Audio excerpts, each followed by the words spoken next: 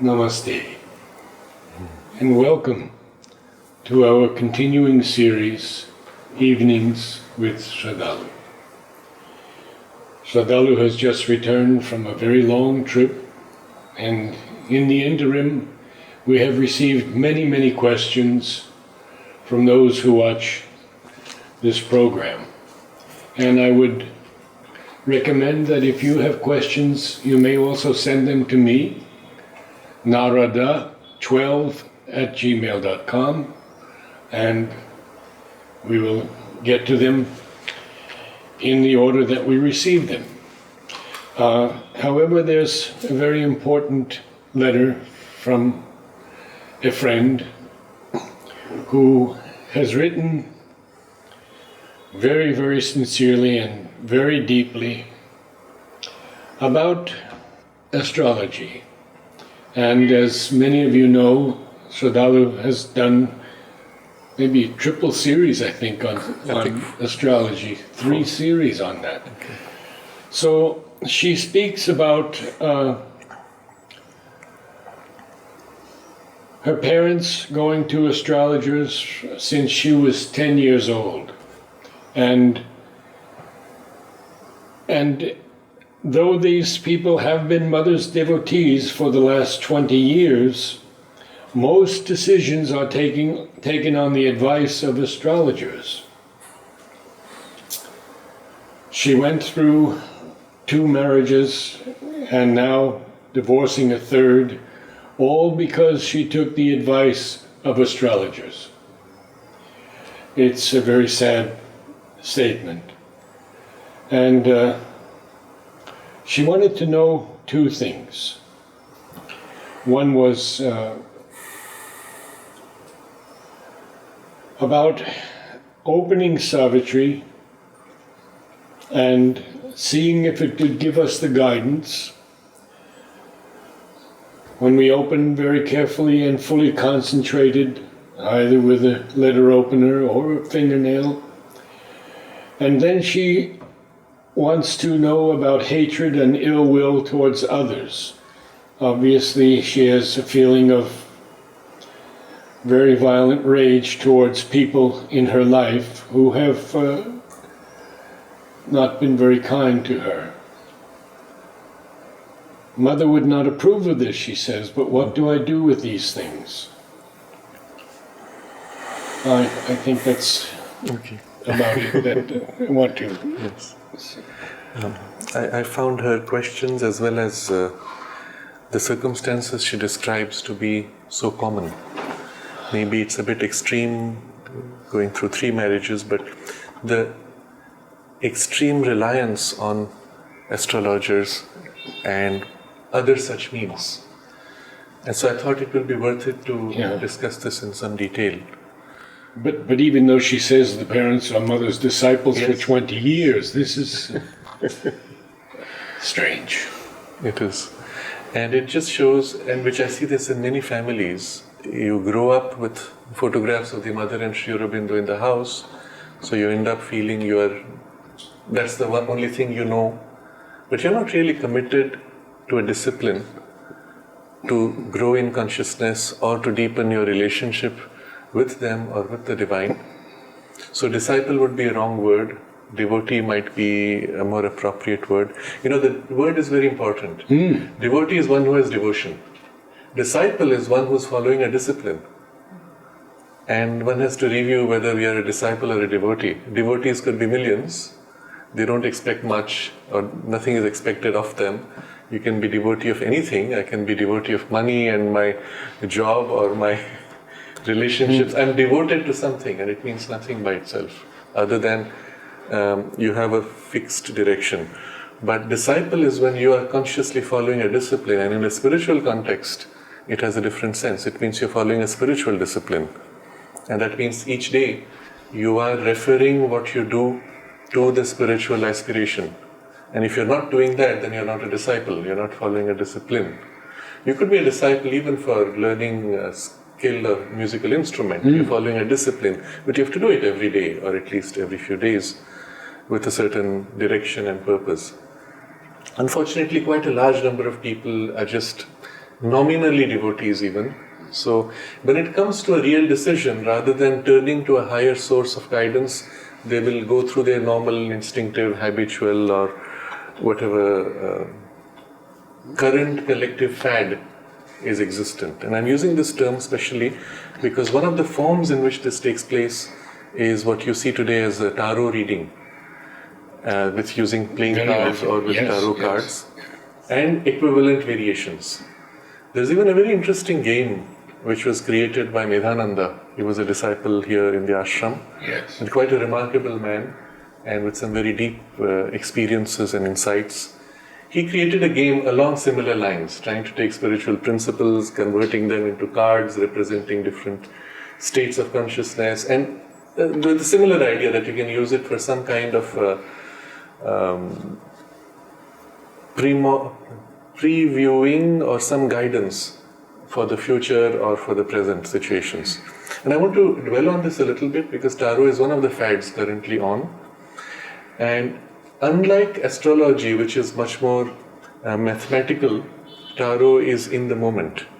So you go to the person who's going to do a tarot reading with a certain intention, with a question, and the person lays out cards, and the first card, second, third, and then depending on variations, they will lay out more on the side.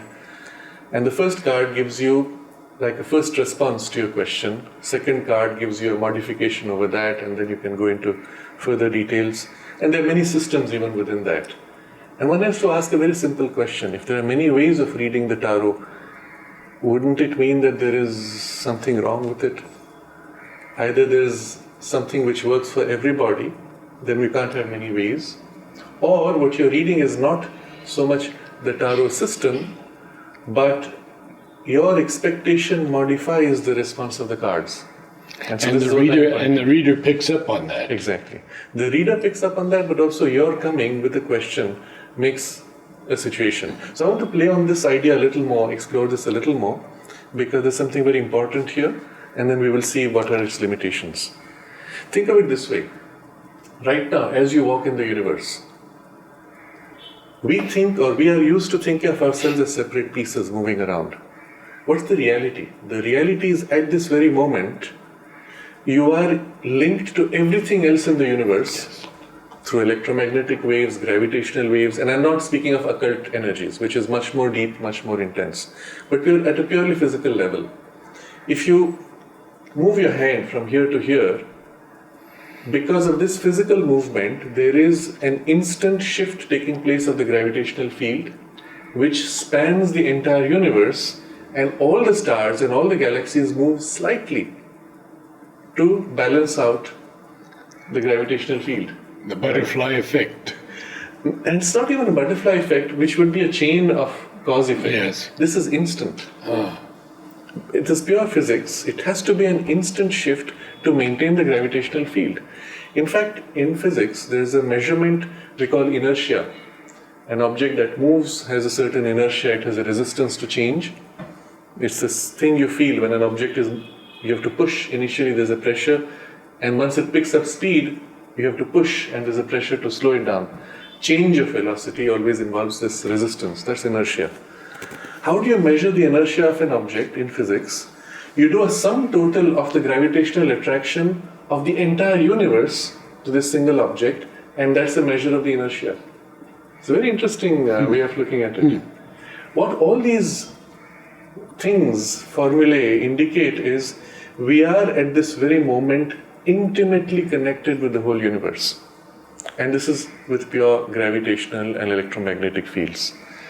Beyond that, at the level of our life force, we are much more intimately connected, and astrology is primarily drawing on those connections. But the point being, as you move, everything in the universe is moving, however slightly, to be in constant balance. Now at the level of feelings or thoughts, when you have a strong intention, that's also movement, a change. And equally there's a kind of a ripple instantly across the universe. So in a sense what happens, when you have a very strong intention, there's a shift that takes place. If you have a very strong question, there's also a shift that takes place. And methods like this, which are methods of prediction, really pick up on that. And of course, the easiest instrument, the most sensitive, is the human mind. So the person who's dealing the cards becomes unconsciously an instrument. You shuffle the cards well.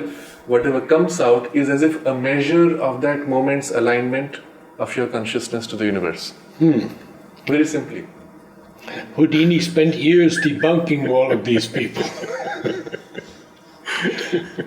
But you say there is some value in it. I'm saying there is a rationale to it. A rationale. Whether it has a value, we'll come to that later. Okay. So there's a rationale to it. At this very moment, when you have a very strong intention or question, you toss a coin. The coin will in some way represent or reflect your state. Okay? Now the problem is this. When you lay out the card, is it showing you as a reflection, as in a mirror, what is your current state? Or is it showing you guidance for the future? If you go purely by the logic of what I have described, it will be a reflection of your state. So I am, let's say, intensely miserable, pessimistic of my future. I'm facing problems where everything seems to be going wrong. I've just received the worst news possible. And I go to the tarot reader with this intention or with this mood. What do you expect will happen? The entire mood of that space is highly negative, and as the cards are dealt out, they will reflect my negativity. Meanwhile, I might just get a phone call that says, oh, by the way, the information we gave you was wrong. Actually, you've just won the lottery and everything is fine. But the tarot reading will pick up what's actually happening in the moment. If by then already there has been the winning of the lottery has taken place, it might catch that. To that extent, it may reflect a larger situation of which I am not conscious. But at the moment, whatever the circumstance, it reflects. Then what is the work of the medium? Or how does the medium work? Yes, the medium is as if the person who deals the cards or mixes the cards, there's an alignment. If the person is better tuned in, it better represents. But then the second part is the interpretation. And this is the tricky thing. Let's say you're going for advice. I have a piece of land. Should I sell it or should I retain it? That's my question. I go to the tarot reader and let's say I get a card that indicates loss. How do you interpret it? Will you interpret it to say you're going to lose money if you sell it? Or you're just going to lose your land because you're about to sell it? You'll make money, but you're going to lose your land. Which one is the interpretation? You can't make out. So, I think this lady also shares this example. There was an offer for marriage, so she opens Savitri and hopes for some guidance. And she gets a page which is describing Satyavan meeting Savitri. Yes, so this is guidance that I should get married. Think of it now in terms of the rationale. Maybe it just represents the fact that right now there is an intention for marriage in your heart and in circumstances. That's reflecting in the cards or in the book you've opened. How do you interpret it? Is it guidance or is it merely reflection of your hope, expectation, desires? But I understood from her that almost all of this was through astrologers. Yes. All of these prearranged marriages. But even in this, whatever the context, even if it's an astrologer and he picks up your mood, the question really is how do you interpret it? If it's merely reflecting, you might as well look in the mirror, recognize what you're thinking and say, this is my guidance. And you will justify yourself at any moment. So the question I'm bringing to you is, recognizing that there's a principle behind such exercises, the utility of the exercise itself is highly dubious, highly unreliable. So in my own experience, when I was going through certain difficulties, I said, okay, since Mother has spoken about this kind of, the word in French is sortilege, to pick a page with a marker and then get to a line and then you get an indication. I said, fine, let me see what I get. And it was at a time when I had a strong choice for something, let's say desire for something, and somewhere within me it conflicted with what I knew to be better, and I was torn in the conflict. So I get an answer which I don't like. So I say, okay, let's do best of three, right? So I look for a second one, and this time desperately opening somewhere else. Maybe you don't like this. Let's do best of 5. But what I also found when I did it with a very clear, blank mind, I would often get things which didn't make sense. It was nothing. It was not clear either way, this way or that way. It didn't make sense. And so I found eventually so much depended on how I interpreted the lines or the text or the mood of whatever it is. And that's the space where you have maximum opportunity for self-deception. But we also have to be wide enough to accept that it may be a sign for us that we can't understand. Yes, simply. Or that it doesn't matter. Exactly. From a spiritual perspective, it doesn't matter. So I give an example here, since we're talking of marriage as an example. My teacher, M.P. Pandit, had taken a message to the mother from somebody who's asked, should I get married? Maybe it was to X, or just should I get married generally? And he was sure, knowing the person, that the mother would say no. And mother's reply was very simple. She said, it depends. It depends what is the basis of your marriage and the nature of your relationship. If it's going to help you in your growth, it's good. If it's not going to help you, then don't. Very simple reference. So in such matters, what you see, it's not what you do that matters. It's how you do, it's why you do. If it's whether it aligns with your larger sense of purpose in life. And if it does, then wonderful, go ahead, whatever it is you want to do. If it does not, then please avoid it. Or find different ways to manage. But the feeling I had from this lady's letter was that the astrologer was gospel. Yes. So this kind of blind reliance, of course, is the most dangerous. If you meet some of the astrologers, some of the very popular ones, in terms of consciousness, they're so crude, so coarse, so insensitive. Yes. I think your pet dog, who's more loving and sensitive, would give you a better guidance than this person. And I'm using this term because, in fact, there are ways of doing a reading with animals, with the help of animals. You take a parrot and then you put cards and the parrot picks up a card. What's the parrot doing? You'll see them on the streets in India, it's quite common. So the parrot goes in, pulls out a card. There are two problems with this whole mechanism. The person who's kept the cards could have written a whole bunch of things, all of them sounding positive. You don't really know what are the options that the parrot can pick up from, right? There's another example you see on the internet. There's a octopus, and it's supposed to predict who will win the football match. So they put 2 balls with the names of the football teams, and the octopus goes and hugs one of them.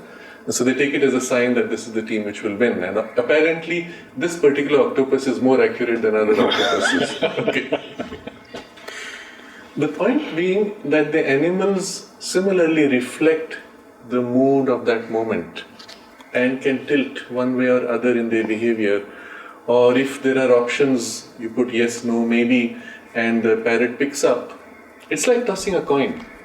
It is no different from that. And you are more likely to be right tossing a coin than following such a coarse, crude, insensitive astrologer who is only doing it for whatever purpose. So I would, first of all, we have already discussed this, do not rely on astrology or astrologers as a rule. And where they have done that, unfortunately, you can see the disaster it has got you to. But when you come to other things, and especially now I'm taking the example of Savitri because it's mother who said, you can do this when you need help.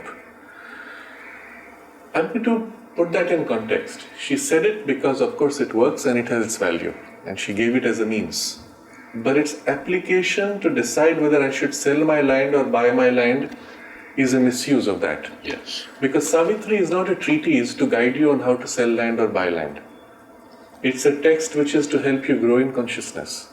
When you experience a conflict in your sadhana, and there's a choice to be made or some guidance you need for your spiritual growth, you will find it helpful because the text is oriented towards that. If you wanted help for buying or selling land, the coin toss might be more accurate because it's but it is as accurate as a reflection of your current state, finally. So I'm going to recommend never to rely on such means. And as for Savitri, as a means of help in your sadhana, open, read, and allow the consciousness to fill you. That's your relationship with the Divine Mother, with Sri Aurobindo, which helps you grow out, not for an intellectual guidance of doing this or that. That would be not the best use. And I've even seen this. I've gone with a very neutral poise, and I found things which made no sense to me for my question. I've gone with a definite intention saying, I want a positive answer here, I've got a positive answer. I close it, I say, okay, now I want a negative answer, and I put a strong intention, I open, and I get a negative answer. Because finally, the book, it's not the job of the book to be guiding you at every step in life. That's the wrong use of it. I've even seen people, and this is a real case, of a person who has literally taken every decision in their life going for several years based on opening Savitri. Okay, so should we go for dinner to a restaurant this evening? Open Savitri. Mother wants us to go to dinner. Come on, this is so ridiculous.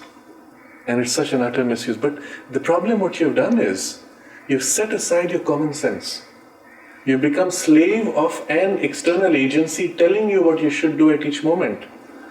And that's not what you're supposed to be doing in your growth, in your evolution. You want to develop an individualized consciousness, an intelligence, common sense as a base, and then a power of intellect above that, which can go beyond common sense. And then if you are interested in a spiritual evolution, then a spiritual guidance which will go still beyond your intelligence. But for that, you have to look for it there, within you, above you, and not through physical devices and even or other people. Even in Savitri, we have to begin to feel it as mantra. And then everything changes. Yes. And the nature of the help is not again for these mundane decisions of whether to go and eat in a restaurant or whether I should eat idli or dosa. You don't open Savitri to decide that. You choose what you want, what you know to be more right. So this, to me, is not only unhealthy, but it is seriously short-circuiting the person's healthy growth of individuality, and this comes to a different area now, opens you to danger of being misled. Now let's say, suppose I am in a subtle form and you can't see me.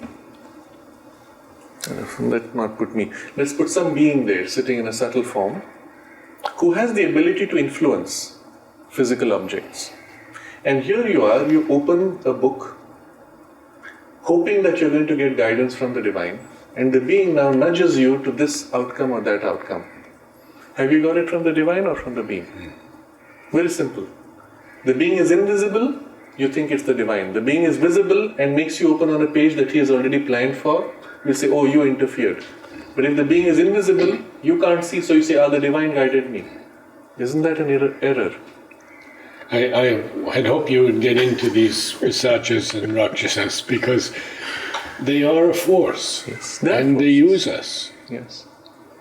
Yes. And they enjoy interfering. Yes. And especially if you're stupid enough to give them that access, then they will interfere. And the moment you say, I have an intelligence which I'm not going to use, or I have a desire, simple desire, whether to go to the restaurant or not, and I don't want to face the fact that it's a choice from a desire, and I want to cover it up with a spiritual mask. The mother is going to guide me, and now you're opening yourself to that kind of intrusion.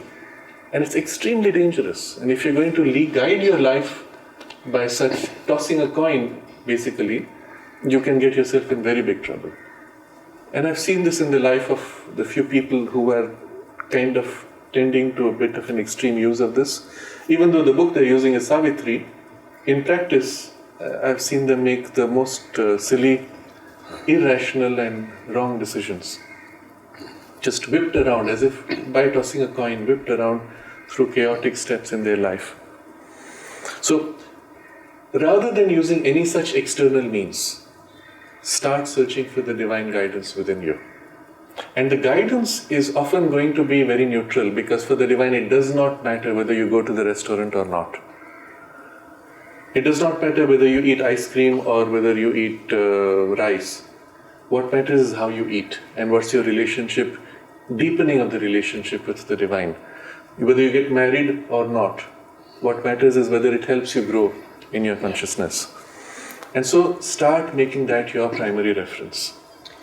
And when it comes to decisions which have to do with, let's say, business decisions, should I accept this partnership or that? Should I sell or buy? Then go into that field. If you think you've made mistakes, well, study deeper into the field. Consult somebody who's a specialist in that field. And first step in our evolution is to come out from the animal instinct into a rational, human, thinking mind, where you apply your intelligence and your rationality. Until you've done that and sufficiently stabilized it, to try to open to something higher is risky. Very true. Because you can easily deceive yourself, I think I've got an intuition, when actually it's just your own subliminal desires masked or some whim of or fancy you've picked up from the environment. In the discussion we had earlier on astrology, you will recall that incident which I narrated of somebody who was trying to read, and I put a thought and he caught the thought. And that's happening all around in the environment. And as you said, there are beings sitting there. So I was taught this, and I believe it was a warning that the mother had given. We were taught this as children, that you never boast, I'm going to do this. Because the moment you say that, there are these little beings who say, yes, let's see how you do it. And they try to come and harm. But what happened in practice was, because I got this very early in childhood, in the growth of my individuality, I had a fear. Fear to say, fear to announce in advance an intention, precisely because these things would interfere. And the result was, the fear was causing me more harm than perhaps the thing itself. And it's a very subtle balance, but I'm pointing these out because all these people who are relying on astrology are living in a fear. They're afraid to face either what life gives them, or they're afraid to face their own decisions. They don't want tomorrow to be able to stand up and say, you know what, I made a mistake. It's my fault that I got you married to that person. I don't want to take the blame, so I pass it on to someone else, to an astrologer or anybody else. And I've seen this, a lot of people, they would approach the mother and later to many of the senior sadhaks with questions like this. Because the whole point was, put the responsibility elsewhere so that you are blameless. And then I was observing in a few cases, when it served their interest, they took a decision and did exactly what they wanted. When it didn't serve their interest, when there was a conflict, they would consult the spiritual representative, teacher, whoever was for them the spiritual symbol. And it was all pure avoidance. Yeah. So this passage of taking responsibility, developing your intellect, intelligence, reason is a necessary phase before you turn to a still higher intuition. But let's say we have done that sufficiently. Now you are sufficiently individualized that you are ready to take responsibilities. Yes, I made a mistake. It was based on my logic. Now I recognize my logic was false, or it was wrong and it had limitations, and I'm ready to face that. What's the next step? You turn to something deeper. And at that point the method is to become very quiet, consciously remove from your mind and your emotions all preferences, all prejudices, both negative and positive. You cannot say, okay, I'm waiting for the right guidance, but please give me that guidance, not this. It can't be that. You cannot wait with clarity, with a dislike for a particular outcome. Because then you are biased, and when the insight comes, well, it's not going to help. I give an example of a person in the ashram, very senior person, and it was at a time when there was a bit of a crisis in the community. Somebody had written something against Sri Aurobindo, and when I was speaking to the person, he said, I don't feel from within that I should act now. And I said, if you saw somebody going with a knife to attack Sri Aurobindo, will you sit down and wait, I don't feel from within? Or will you just stand up and come in the way, do what is needed? If there is a physical attack, if your house is on fire, do you sit down and wait? Do I feel what is my inner guidance? You do that which is the most practical thing to do. And the fact is, when his own relative was sick or was in trouble with the law, he had gone out of the way, gone out of Pondicherry, paid people, bribed people, got his relative out of trouble. But when it came to Sri Aurobindo, because there were other interests and conflicts, it was like, oh, I have to wait for guidance. This is something we've often heard in the ashram by senior people also, that mother will do everything, you don't have to do anything. You leave it all to her. Yes. And that creates a tamasic position that's almost intractable. Yes, and it is extremely harmful to mother's work. And if they're just bothered to read a little bit of Sri Aurobindo, he not only warns you against this tamasic surrender, but he gives you the rationale. And I want maybe we can discuss this a little bit. If you do nothing, what's going to happen? Everybody else is busy doing something which they want. They're going to succeed. You just open the way for them to do exactly what they want. You say, yes, but the universe will take care of itself. Yes, of course, they're all part of the universe, and the desire of the universal habit, animal instinct, personal ego drives are going to succeed. If you are trying to go above that domain of the animal instinct and access some higher possibility to bring into manifestation something which is out of the norm, you have to make the effort. If you don't make the effort and leave it, then it will all stay within the norm. So you go to the jungle, you do nothing, nature will take care of herself. But what will she do? She will keep the balance of nature, which she has kept for the last million years. Yeah.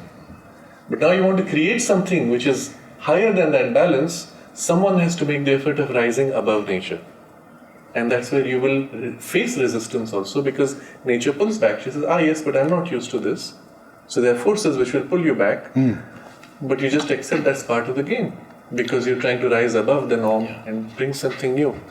And Sri Aurobindo's guidance was very clear. He said, in the context of the ashram, here, if the goal was to withdraw from life, then to do nothing would be appropriate. But he says, here, our goal is to manifest a new truth, against which enormous powers are organized. Exactly. And if you do nothing and leave the field open, well, they are doing everything possible to stop this truth.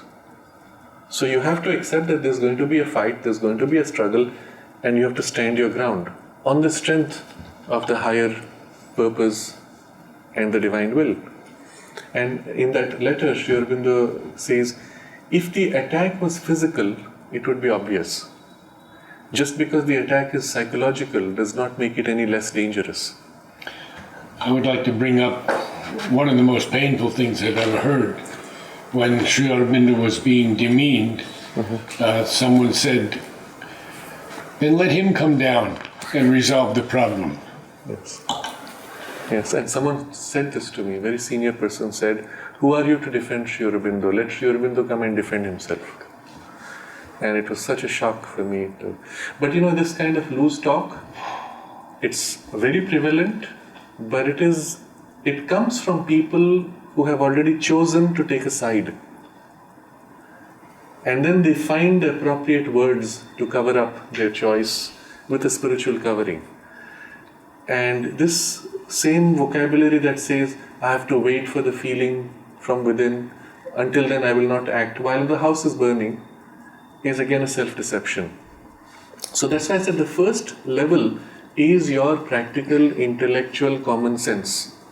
Okay, well, first is common sense and then an intellectual ability. House is on fire, you go and put it out. Finished. There's no two ways about it. How you put it out? Use your intelligence. Will you bring water which is 10 meters away, or will you take a water which is 1 meter away?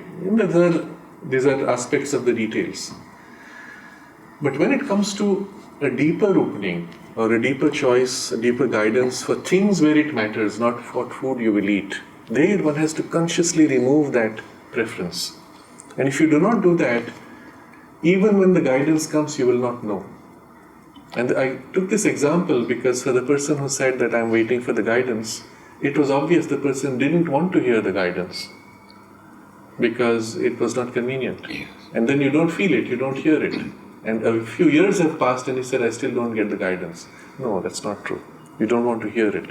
So there's a lot of self-deception when it comes to this thing about feelings. And then it becomes fashionable and it becomes the cover for things. But if you're sincere, then you become very quiet. And the guidance which comes from within, from the psychic being, is of the character of the stillness of the psychic. And so unless you become absolutely still, you don't feel it. And when you feel it, it's a very gentle nudge, a gentle preference, and in that sense it's obvious, yes, this is what it is. And somehow that doesn't feel right. It comes very quietly. So when asked about how do you know if you are not fooling yourself, my teacher gave a very interesting guidance. He said, what if you don't follow the guidance? What happens? If it's the psychic guidance, it will simply withdraw. It doesn't insist. But if you feel that not following the guidance gives me some kind of a pinch or a pull or push, then you know it's your emotions which masquerade as in a subtle desire. So yes, one has to train oneself to feel and then follow that guidance.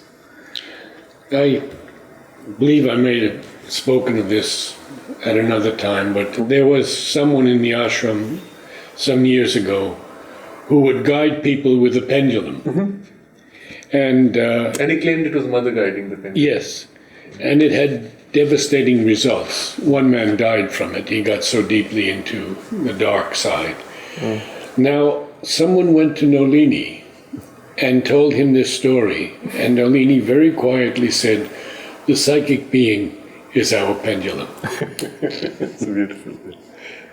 Yes. Yeah. And mother had warned that she would never communicate through mediums or through such means, precisely because they are open to imitation. I wanted to use a more modern term, hacking. You see, if I'm communicating with you across, let's say I'm messaging you from my mobile phone to yours, and in between there is some intelligence agency, they can intercept the communication and change it. So I ask you a question and you send me a yes or no reply, they can intercept that and change the no to yes or yes to no, and I will not know the difference. Yeah. All these means which use indirect representations and symbols or even omens, they are all open to hacking by any of the intermediate powers which have often a better grip on physical things and can easily sway, tilt things here and there. I wanted to go back a little bit to... So mother's Yes. guidance was, she will only communicate through the psychic presence. Because that's the one thing nobody can hack into unless they have become psychic themselves, in which case you are no more driven by a desire will but the divine sensitivity. In most of the big cities in America, I can speak of this, there are card readers, tarot readers, spiritual advisors, often found in the poorer parts of the cities. And I find that they're often maybe from the Caribbean islands or other places like that. Yes. And I wonder how you feel, whether you feel that they are guided by these forces or not. Yes, it's a bit murky there. Unfortunately, what happened was, in that space, in the Caribbean islands, you probably have heard of many of these strange things in Haiti. There's been a lot of low-level black magic. And some of it became part of the pervasive culture of that space. And then, of course, it moved with the people as they moved around. So there is a lot of reliance on such means. They use the word spirits, and then they translate that as spirituality. You see, spirituality as an adjective has the thing to do with spirits, except these are spirits of the lower vital world, and spirituality is opening to the lower vital world.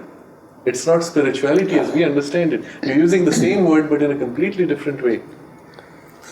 So it's a very dangerous space. And what will happen if you ever meet a person like that, you enter into his space, you feel his presence, you will feel something weird. And you know that it deals with very low level things. And you would avoid even that contact or entering that space. And if it is somebody who's truly spiritual in the sense of opening to the divine presence, then they do not need such means, isn't it? If you live in a consciousness which is primarily intuitive or above, then a given situation, the intuition shows and that's it. Yes. You do not need intermediate devices. The moment you're relying on intermediate devices, you're open to being hacked by intermediate beings. And it is not spiritual. Yes. So if you ask Mother a question, should I do this or that? Well, she just saw and she said what she saw because she lived in that consciousness. A very interesting example, her great-grandson had just finished his education. He went to the mother, and as was fashionable at the time, he said, I'm going to go out to study engineering. So mother looks at the future and she says, no, you should study computers, that's the future. And so he went, he studied computers, came back, and they started Aurelec, which was one of the first computer companies in the country, among the first two or three. Yes. And it was the premier company in the whole country. But that kind of spontaneous direct sight is natural to the awakened consciousness. Anything which involves, wait, let me check my cards, no, that it's nothing to do with spirituality. But on the other hand, there are also people who have mixed intuitions, or as I've discussed earlier, the mind reading, and they just reflect and you go back very impressed, but it doesn't have any of the spiritual insight. So my recommendation generally, coming to this whole question, do not resort to sortilege or guidance from others. First, apply your own intelligence and take responsibility for your life. Take your decision. What do you really want? Are you comfortable marrying that person or not? Have you ever asked yourself this instead of asking parents or astrologers? And if you're not comfortable, face the fact that you're not comfortable. And if you are comfortable, say, all right, maybe there's a risk involved, but let me go ahead. And if you feel there are risks, then go through the verification, the validation. Okay, what's my risk? I'm worried about X, Y, Z. Let's discuss, let's figure out. But take responsibility for your life without needing to blame others in case things go wrong, and without fear for outcomes. First step. Only when you are able to do this can you actually access a deeper and higher guidance. Because if you start accessing a deeper and higher guidance before that, it will always be warped by your fear or by your tendency, need for deception and avoidance. So first step, face your life and then ask for help. And one of the things you can do is you make your decisions with your logic, with your best understanding, and ask for help. Here I am about to do this. Mother, show me the way. If I am doing something wrong, help me, show me. So having said this as a broad guideline, when you have to make a decision, you can follow this sequence, which can be like let's say a scheme or a algorithm. Okay. So first thing, when you have to take a decision, if you can wait for at least a day or 2 or 3. Because in the moment when you are asked to make a decision, you are often not in the ideal state. Correct. And so wait. But wait with a genuine intention, removing from yourself all personal biases and preferences, desires, likes and dislikes, both negative desire and positive desire. Make yourself very clear, ask for the guidance and then wait. So generally we say 3 days, because 3 days has a sense of, it allows enough time for the current entanglement of energies to get a chance to clear. You see, when you are in a state of passion, distress, fear, it takes a while before you can be free of it. And generally 3 days is the time when you get free of those entanglements. Even certain karmic knots which are too tight, you get free within generally 2 or 3 days. And you wait. And when you get a chance, you put yourself in the highest poise that you can, ask for the guidance. Yes. When it comes, you will know. And if it does not come and you don't know, well, you still have a choice to do something which will be more rational. So, suppose you cannot wait 3 days, then that's the second step in the algorithm. You wait as long as you can, and if you don't get a clear answer, you rise to your deepest and highest accessible poise, whatever that may be. consciously freeing yourself from personal likes, dislikes, but deepest and highest poise. And whatever from there seems to be the most open option, leaving you leeway to find variations. You choose that which gives you the broadest possibility to navigate. And if you can't, well, you go with whatever your best, highest poise offers you as the clear option. Suppose the thing involves huge personal interests and I'm unable to get to my deeper or higher poise, which normally I could have, but now I can't. All right? Do that which is the most logical, the most rational, and follow that. And if you have no choice at all, will you do whatever you have to do? House is on fire, you don't have a choice, you just do. The question is only how you do, how fast you do, and you just do what is required.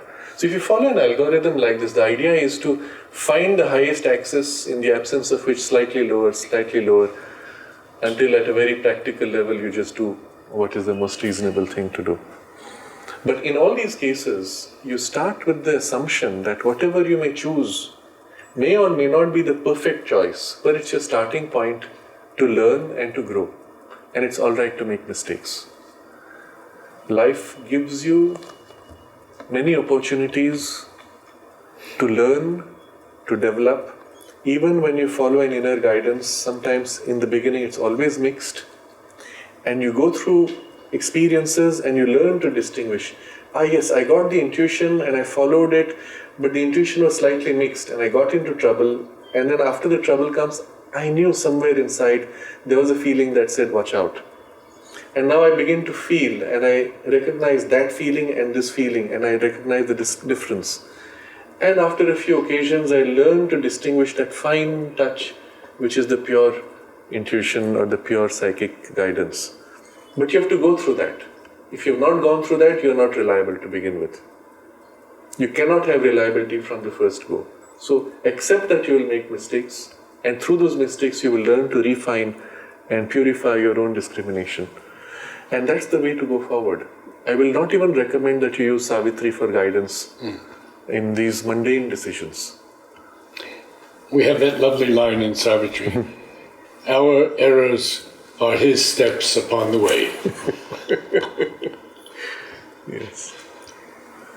Which lifts us to another level. We have to complete this lady's questions, and the last one was on violence. About hatred. So the question is, of course, in the context. It's not generally about hatred. So, but let me broaden this context. You could say how to deal with hatred. That would be a very broad question. But in this case, the hatred is towards people who have messed up her life. Mm-hmm. And she feels, she blames them. Mm. First, I will point out, why didn't you speak up? When your parents or when the astrologers said, marry X or don't marry Y, why didn't you exercise your intelligence? And if you did not, you have no right to blame them. Your parents followed advice of astrologers with the same fear that you handed over the responsibility to your parents. And if it's the third time, then obviously you have not learned from your first time. Isn't it?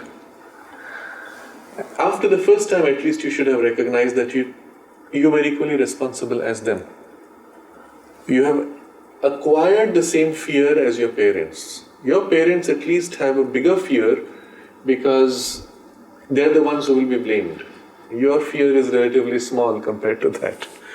So first recognize that blaming them or getting angry with them is a very convenient way of passing off your own responsibility. And yes, there are situations in life where others have caused us harm, which will make you feel upset, which will make you feel anger. And I'm just going to say that's normal, that's human. So what you need to do is not learn how not to be angry when somebody has caused you harm. That's not the way. The way will be for you to start taking steps to take charge of your life and move out of that situation where you continue to be a victim of XYZ people who cause you harm. Have you taken those steps? If you have not, and you keep sitting there passively and allowing them to harm you, you have not taken the first step necessary. If after you moved out of them, if they start chasing you, you have other means to prevent them from harming you. But did you take that first step at all to get out of harm's way? Unfortunately, this kind of question comes from many who have not taken responsibility for their life. Some of them will say, well, I'm part of a family, I'm part of a community, I'm part of a social order where I don't have a choice. No, you always have a choice. And it is not in the, let's say, dark ages, middle ages, whatever name we give to it, where you would be punished or hung if you didn't obey somebody. Today, if the world situation is such, you can walk out of any situation, rebuild your life from scratch, and nobody can stop you. Well, you will lose friends. You will lose certain comforts. You will lose the inheritance which your parents might be using as a lollipop for you. But then you made a choice.